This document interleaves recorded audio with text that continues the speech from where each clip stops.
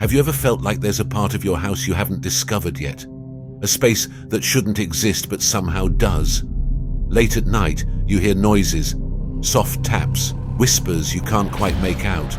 You tell yourself it's just the old pipes or the creaking wood. But what if it's something else? What if there's a hidden door you've never noticed and something is on the other side, waiting for you to find it? Imagine you had just moved into your new apartment. It was old but charming, with all the quirks you'd expect from a place with history. One night, you noticed something odd in your bedroom. A section of wallpaper that was peeling back, revealing what looked like a small hidden door. You tried to ignore it at first, brushing it off as just another peculiar feature of the place. But then, the noises started. Every night, around the same time, you'd hear a faint tapping coming from the direction of that door. At first, it was so quiet you thought it was just the building settling, but it got louder, more insistent, like someone was knocking from the other side. It was a rhythmic tapping, almost as if it was calling you to come closer. You couldn't take it anymore. Curiosity got the better of you, so one night you decided to open the door. Armed with a flashlight, you slowly pried it open. It revealed a dark, narrow passageway that stretched into darkness. The air that seeped out was cold and musty, carrying a smell of damp earth. Your instinct screamed at you to close the door and walk away, but something compelled you to step inside. The passage twisted and turned, leading you deeper into the bowels of the building. As you walked, the tapping sound followed you, echoing off the walls, getting louder and more frantic. The air grew colder, and you felt a sense of dread wash over you. Finally, you reached another door at the end of the passage. You hesitated, your hand hovering over the doorknob, heart pounding in your chest. Taking a deep breath, you pushed the door open. What you saw made your blood run cold.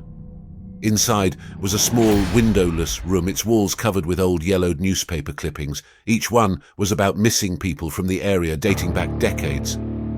In the center of the room stood a rocking chair, slowly moving back and forth, as if someone had just left it. You felt a chill down your spine and turned to leave, but the door slammed shut behind you. Panic set in as you pounded on the door, but it wouldn't budge. The tapping started again, this time right next to your ear, and you felt an icy breath on the back of your neck. You turned around, heart in your throat, but the room was empty. Or was it? In the dim light, you noticed the shadows in the corner of the room start to move. They twisted and writhed, forming the shape of a figure slowly walking toward you. It was just a silhouette, but you could feel its eyes on you. It whispered your name in a voice that sounded like it came from deep within the walls. Your breath hitched and you backed away, but there was nowhere to go. The walls seemed to close in, the air growing colder with every passing second. The figure reached out, its touch as cold as death. Just as you felt it grip your arm, everything went black. You woke up on your bedroom floor, the small door closed, and the room silent. Was it a dream? Or had you really ventured into that hidden room? You tried to move on, but you couldn't shake the feeling that something followed you back. Will you ever feel safe in your own home again? When you hear tapping in the night, will you dare to investigate? And what if there's a hidden door in your house you've never noticed? Will you open it or let it remain a mystery, forever wondering what might be waiting on the other side? What will you do? Remember that hidden door you found in your apartment? You thought you left it behind, closed and locked, but strange things keep happening, and it feels like whatever was in that room isn't quite done with you yet. After that terrifying night with the hidden room, you tried to move on. You sealed the door, covered it with furniture, and told yourself it was over. But the apartment had other plans. A few nights later, as you were lying in bed, you heard it, the unmistakable sound of dripping. You tried to ignore it, convinced it was just the plumbing, but the noise was persistent. It seemed to be coming from the wall where the hidden door was. Your heart sank. You wanted to pretend it wasn't happening, but the sound grew louder, more insistent, like it was calling you back. With a mix of fear and frustration, you moved the furniture and uncovered the door. It was still sealed shut, but the dripping was clear now, echoing from behind it. You hesitated, knowing what happened last time, but you had to see. You pried open the door again, the stale air hitting you like a wave. The narrow passageway was just as you left it, dark and foreboding. You shined your flashlight inside, following the sound of the drip. It seemed to be leading you deeper, back to the small room where you found the rocking chair. You reached the end of the passage and opened the door to the room. The rocking chair was gone, replaced by a single rusted pipe hanging from the ceiling. From the pipe, a thick, dark liquid dripped onto the floor, forming a small, spreading pool. The smell was nauseating, like decay mixed with something you couldn't identify. You stepped closer, your flashlight illuminating the pool. It wasn't water, it was something darker, thicker, almost like blood. Your breath hitched as you noticed something else. In the middle of the puddle, partially submerged, was an old rusted key. You bent down, hesitant to touch it, but your hand moved on its own, reaching out. As your fingers grazed the key, the dripping stopped. The silence was deafening. You picked up the key, feeling its cold weight in your hand, but as you did, the walls around you started to groan.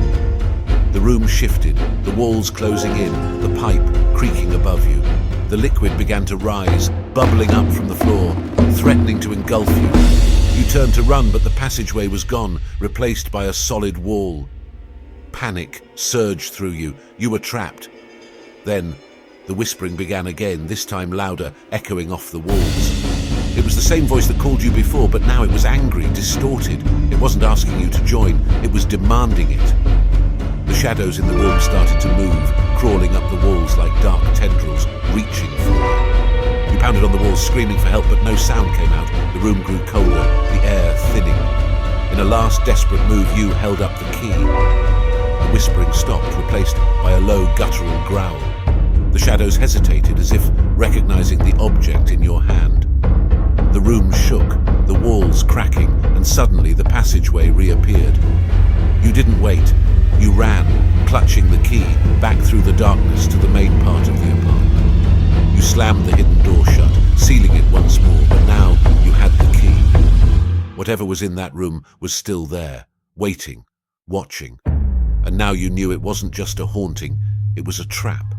A trap you narrowly escaped, but for how long? The dripping has stopped, but the whispers linger in your mind, reminding you that some doors should never be opened.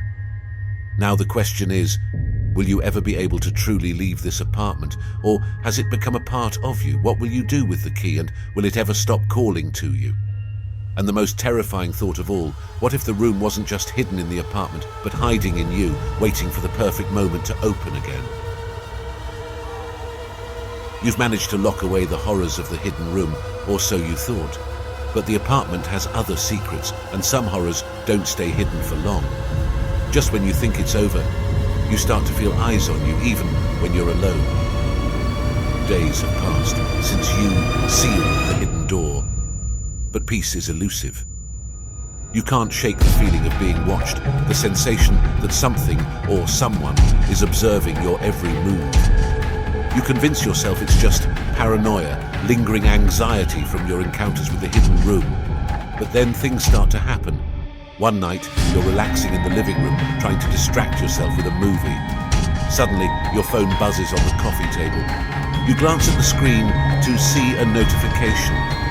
Memory full. Confused, you open the gallery, only to find dozens of new photos. Your heart skips a beat. You didn't take these photos. As you scroll through them, your breath catches in your throat. They're all pictures of you taken from different angles in the apartment, sitting on the couch, sleeping in bed, standing in the kitchen. In every photo, there's something unsettling. A shadow in the corner, a faint reflection in the window, and then you see it. The face. It's barely visible at first, a faint outline in the glass of the window behind you.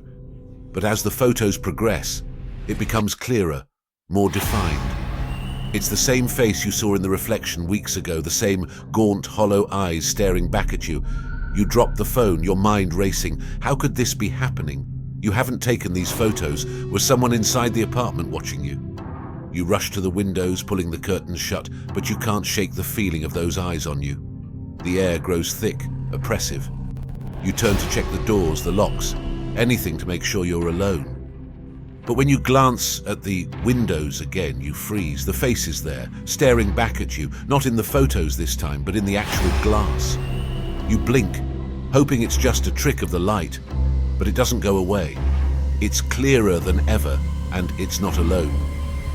More faces begin to appear one by one, pressing against the glass like they're trying to break through. You step back, your heart pounding in your chest as the room seems to close in around you. The whispers start. Again, but now they're louder, angrier, panicked. You grab your phone, trying to capture what's happening. You snap a photo of the window, but when you look at the screen, the faces are gone. Just your reflection staring back at you. But the whispers continue, filling the room, growing louder, more desperate. Suddenly, the lights flicker, and for a brief moment the faces vanish. The whispers stop, replaced by an eerie silence. You're alone again, or so it seems, but as you stand there catching your breath, the feeling of being watched lingers. You can't see them, but you know they're there, just beyond the glass, waiting for the perfect moment to return. Will you ever be able to look out the window without seeing those faces staring back at you?